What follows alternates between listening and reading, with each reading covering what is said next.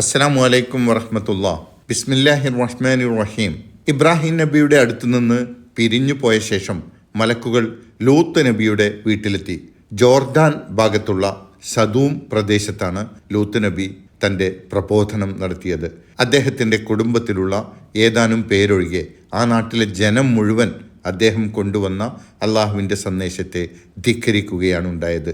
ലോകം അന്നേവരെ കണ്ടിട്ടില്ലാത്ത നീച പ്രവൃത്തി ചെയ്തുകൊണ്ട് വഷളന്മാരായി ചരിത്രത്തിൽ കുപ്രസിദ്ധി നേടിയ ജനമായിരുന്നു അവർ. അള്ളാഹു നിശ്ചയിച്ച പ്രകൃതിക്ക് വിപരീതമായി സ്ത്രീയും പുരുഷനും തമ്മിൽ ലൈംഗിക ബന്ധത്തിലേർപ്പെടുന്ന പ്രകൃതി നിയമത്തിനെതിരായി പുരുഷന്മാരുമായി തന്നെ ലൈംഗിക ബന്ധത്തിലേർപ്പെടുന്ന വിചിത്രമായ ലൈംഗിക ആഭാസത്തിന് സ്വവർഗ രതിക്ക് തുടക്കം കുറിച്ച സമൂഹമായിരുന്നു അവർ. തങ്ങൾ ഒത്തുകൂടുന്ന സദസ്സുകളിൽ വെച്ചും മറ്റെല്ലായിടങ്ങളിലും പരസ്യമായിട്ടാകട്ടെ രഹസ്യമായിട്ടാകട്ടെ ഈ മ്ലേച്ഛ പ്രവൃത്തി എവിടെ വെച്ചും ചെയ്യാൻ ലജ്ജയില്ലാത്തവരായിരുന്നു അവർ. ലൂത്ത് നബിയുടെ ഭാര്യ ഈ മ്ലേച്ഛവൃത്തിക്ക് അവർക്ക് സൗകര്യങ്ങൾ ചെയ്തു കൊടുക്കുന്ന ഒരു നീചയായ സ്ത്രീയായിരുന്നു. അതുകൊണ്ട് തന്നെ ആയിരിക്കണം ലോകത്തിലെ മ്ലേച്ഛ സ്ത്രീകൾക്ക് ഉദാഹരണമായി കൊണ്ട് അള്ളാഹു ഈ സ്ത്രീയെ ഖുർആനിൽ പരാമർശിക്കുന്നത്. സൂറത്തു തഹരീമിലാണ് അള്ളാഹു ഇക്കാര്യം പറഞ്ഞിട്ടുള്ളത്. ലൂത്ത് നബിയുടെ ജനതയെ അള്ളാഹു അതികഠിനമായ ശിക്ഷയിലൂടെ നശിപ്പിക്കുകയാണ് ഉണ്ടായത്. ഇന്ന് പഠിക്കുന്ന 77-78 ആയത്തുകളിൽ ആ സമുദായത്തിന് ശിക്ഷ നടപ്പാക്കാൻ മലക്കുകൾ ലൂത്ത് നബിയുടെ അടുത്തെത്തിയതും മനുഷ്യരൂപത്തിൽ വന്ന മലക്കുകളെ തൻ്റെ അതിഥികളെ ആ ജനം ഉപദ്രവിക്കുമോ എന്ന് കരുതി ലൂത്ത് നബി പ്രയാസപ്പെടുന്നതും അദ്ദേഹം കരുതിയ പോലെ തന്നെ ആ ജനത ലൂത്ത് നബിയുടെ വീട്ടിൽ ഭംഗിയുള്ള യുവാക്കളെത്തിയിരിക്കുന്നു എന്ന വിവരം പറഞ്ഞ് അവിടേക്ക് ഓടിയെത്തുന്നതും ലൂത്ത് നബി അവരോട് തൻ്റെ അതിഥികളെ അപമാനിക്കരുതെന്നും ഈ മ്ലേച്ഛ പ്രവൃത്തി അവസാനിപ്പിച്ചുകൊണ്ട് അള്ളാഹുവിനെ സൂക്ഷിച്ച് ജീവിക്കണമെന്ന് ആവശ്യപ്പെടുന്നതുമാണ് പറയുന്നത്. വലമ്മാ ജാഅത് റുസുലുനാ ലൂതൻ സീഅ ബിഹിം വളാഖ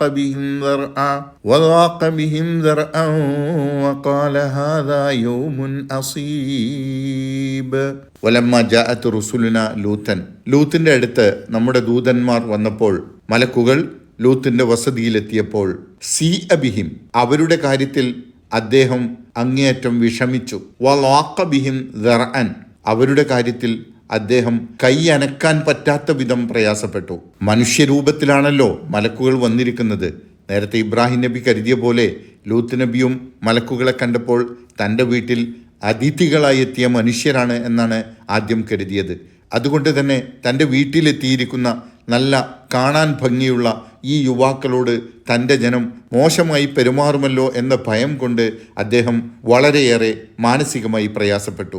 സീഅ ബിഹിം എന്ന് പറഞ്ഞാൽ അവരുടെ കാര്യത്തിൽ അദ്ദേഹത്തിന് ചീത്തയായി തോന്നി എന്നാണ് ഭാഷാർത്ഥം. വളരെയധികം വിഷമിച്ചു എന്നാണ് ഉദ്ദേശിക്കുന്നത്. വളാഖ ബിഹിം ദർഅൻ എന്ന് പറഞ്ഞാൽ അവരുടെ കാര്യത്തിൽ അദ്ദേഹത്തിൻ്റെ കൈ ഒതുങ്ങി എന്നാണ് ഭാഷാർത്ഥം.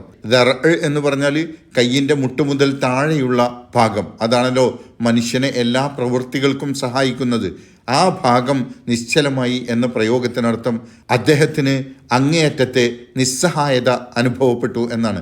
ആത്മീയമായി തളർന്നാൽ ശരീരം അനക്കാൻ പോലും പറ്റാത്ത അവസ്ഥയുണ്ടാവുമല്ലോ എന്ന് പറഞ്ഞാൽ അവരുടെ കാര്യത്തിൽ ആ ജനത്തിൻ്റെ ഉപദ്രവം ഉണ്ടാവുമല്ലോ എന്നോർത്ത് അദ്ദേഹം അങ്ങേയറ്റത്തെ വിഭ്രാന്തിയിലും പ്രയാസത്തിലുമായി എന്നാണ് ഈ രണ്ട് പ്രയോഗങ്ങളും കൊണ്ട് ഉദ്ദേശിക്കുന്നത്. ഈ അവസ്ഥയിൽ അദ്ദേഹം സ്വയം പറഞ്ഞുപോയി, വഖാല ഹാദാ യൗമുൻ അസീബ്, ഇത് വല്ലാത്തൊരു കടുത്ത ദിവസം തന്നെ, കടുത്ത പരീക്ഷണമുള്ള ദിവസമായി പോയി ഇത്, ഒരു ദുരന്ത ദിനമായി പോയി ഇത് എന്ന് അദ്ദേഹം പറഞ്ഞുപോയി.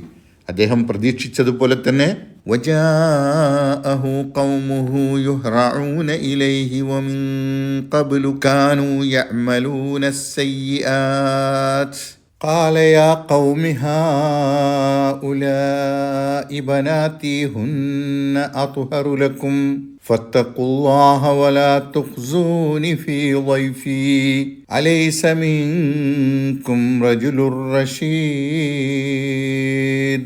വജാഅഹു ഖൗമുഹു യുഹ്റഊന ഇലൈഹി, അദ്ദേഹത്തിൻ്റെ ജനം അദ്ദേഹത്തിൻ്റെ അടുത്തേക്ക് അതിവേഗത്തിൽ വന്നു. ലൂത്ത് നബി ഭയപ്പെട്ടതുപോലെ തന്നെ യുവാക്കൾ വന്നിട്ടുണ്ടെന്ന വിവരം അറിഞ്ഞ് ആ ജനത അദ്ദേഹത്തിൻ്റെ വീട്ടിലേക്ക് ഓടിയെത്തി. യുഹ്റഊന എന്ന് പറഞ്ഞാൽ വേഗത്തിൽ വന്നുകൊണ്ട് എന്നാണ്. വമിൻ ഖബ്ലു കാനൂ യഅമലൂന സയ്യിആത്ത്, ഇതിനകം തന്നെ അവർ മ്ലേച്ഛ വൃത്തികൾ ചെയ്യുന്നവരായിരുന്നു. ഈ മ്ലേച്ഛ വൃത്തി ഇതിനകം തന്നെ ശീലിച്ചു പോന്നവരാണല്ലോ ആ ജനം. അതിനുള്ള നല്ല അവസരം കിട്ടിയിരിക്കുന്നു എന്ന് കരുതിക്കൊണ്ട് ഓടിയെത്തിയിരിക്കുകയാണവർ ലൂത്ത് നബിയുടെ വീട്ടിൽ. ഖാല, അപ്പോൾ ലൂത്ത് നബി പറഞ്ഞു, യാ ഖൗമി, എൻ്റെ ജനമേ, ഹാ ഉലാഇ ബനാത്തി ഹുന്ന അത്ഹറുലക്കും, ഇതാ എൻ്റെ പെൺകുട്ടികൾ, അവരാണ് നിങ്ങൾക്ക് പരിശുദ്ധമായിട്ടുള്ളത്. ഹാ ഉലാഇ ബനാത്തി, ഇതാ എൻ്റെ പെൺകുട്ടികൾ എന്ന് പറയുന്നത് എൻ്റെ സ്വന്തം പെൺകുട്ടികൾ എന്ന അർത്ഥത്തിലാവില്ല, എൻ്റെ ജനതയിലെ പെൺകുട്ടികൾ എന്ന അർത്ഥത്തിലായിരിക്കണം. വ്യക്തി എന്ന നിലക്ക് വീട്ടിലെ എൻ്റെ പെൺകുട്ടികൾ എന്നല്ല, ഉമ്മത്തിൻ്റെ നേതാവ് എന്ന നിലക്ക് എൻ്റെ ജനതയിലെ പെൺകുട്ടികൾ എന്നാണ്. അവരെ വിവാഹം ചെയ്തുകൊണ്ട് അള്ളാഹു അനുവദിച്ച വിശുദ്ധമായ രീതിയിൽ നിങ്ങൾക്ക് ലൈംഗിക ബന്ധത്തിൽ ഏർപ്പെട്ടുകൂടെ? അതാണ് അദ്ദേഹം ചോദിക്കുന്നത്.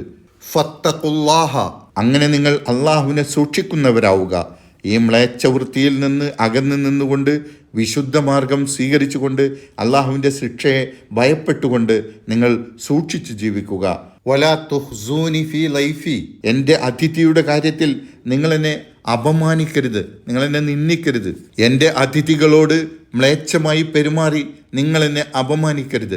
അലീസ മിൻകും റജുലുൻ റഷീദ്, വിവേകമുള്ള ഒരു മനുഷ്യനും നിങ്ങളുടെ കൂട്ടത്തിലില്ലേ? വിവേകവും മാന്യതയുമുള്ള ഒരുത്തൻ പോലും നിങ്ങളുടെ കൂട്ടത്തിൽ ഇല്ലാതെ പോയല്ലോ. എന്നാൽ ഇതിന് ആ ജനത നൽകിയ മറുപടി, ആ ജനത നന്നാവുമെന്ന് ഒരു പ്രതീക്ഷയുമില്ല എന്ന് മാത്രമല്ല, അള്ളാഹുവിൻ്റെ പ്രവാചകൻ ആ ജനതയുടെ മ്ലേച്ഛവൃത്തിയിൽ അങ്ങേയറ്റം പൊറുതിമുട്ടിയിരിക്കുന്നു എന്ന അവസ്ഥയെ വിവരിക്കുന്നതാണ് ഇതിന് ആ ജനത നൽകിയ കടുത്ത നിഷേധാത്മകമായ മറുപടി. ഇൻഷാ അല്ലാഹ് അത് നാളെ പഠിക്കാം. അല്ലാഹു സുബ്ഹാനഹു വ തആല നമ്മെ അനുഗ്രഹിക്കുമാറാകട്ടെ. അസ്സലാമു അലൈക്കും വറഹ്മത്തുള്ളാഹി വബറകാതുഹു.